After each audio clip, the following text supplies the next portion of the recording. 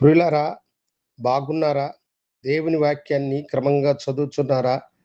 ప్రార్థించుచున్నారా? నేటి ధ్యాన వాక్యము సామెతల గ్రంథం 10వ అధ్యాయము 6వ వచనం. నీతిమంతుని తల మీదికి ఆశీర్వాదములు వచ్చును.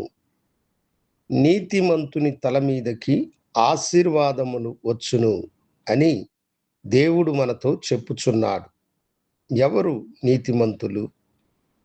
ఈ భూమి మీద మనుషులు పాపులుగా ఉన్నప్పుడు ప్రభువైన యేసుక్రీస్తు మానవాళందరి కొరకై తన ప్రాణము పెట్టి తన రక్తము ద్వారా వారిని నీతిమంతులుగా చేశాడు. ప్రభువైన యేసుక్రీస్తు రక్తం ద్వారా ఎవరైతే కడగబడినారో వారే నీతిమంతులు. ఆ నీతిమంతుల తల మీదకి ఆశీర్వాదము వచ్చును అని దేవుడు తన వాక్యం ద్వారా మనకు చేయుచు ఉన్నాడు. ప్రపంచములో ఎందరో దౌర్భాగ్యపు స్థితిలో గడిపినప్పుడు యేసు వారిని ప్రేమించి వారిని రక్షించి వారిని నీతిమంతులుగా చేశారు. వారి తల మీదకు ఆశీర్వాదములు ఆయన కుమ్మరించినారు. ఈ లోకానికి వారు ఆశీర్వాదకరమైన మనుషులుగా జీవించారు. బౌద్ధ మతమునకు చెందిన ఒక యవనస్తుడు క్షయవ్యాధి చేత పీడింపబడి కొరియా దేశంలోని ప్రభుత్వ హాస్పిటల్లో గడుపుచూ ఉన్నాడు. అతన్ని పరిశీలించిన డాక్టర్లు చెప్పినారు, ఇంకా 15 రోజుల కంటే ఎక్కువ నీవు జీవించవు.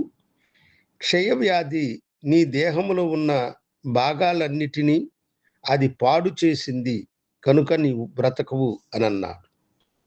కన్నీటితో ఏడ్చుచున్న అతన్ని ఒక చిన్న బాలిక దర్శించి, అయ్యా, మీరు ప్రభువైన యేసుక్రీస్తుని నమ్మినట్లయితే మీ వ్యాధిని ఆయన తొలగించి మీకు జీవమునిచ్చి మిమ్మలను ఆశీర్వదించను అని చెప్పింది.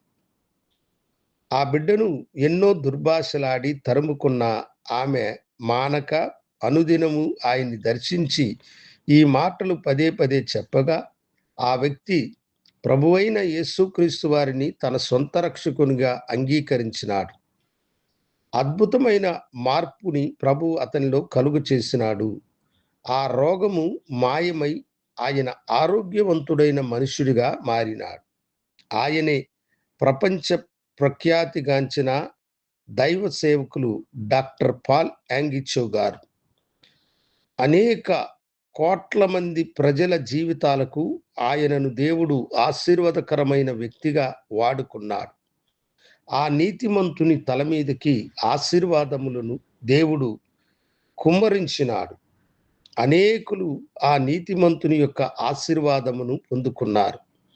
నీ జీవితంలో కూడా దేవుని ఆశీర్వాదములను నీవు పొందుకోవాలంటే ఆయన నీతిమంతుడైన నిన్ను ఆశీర్వదించును.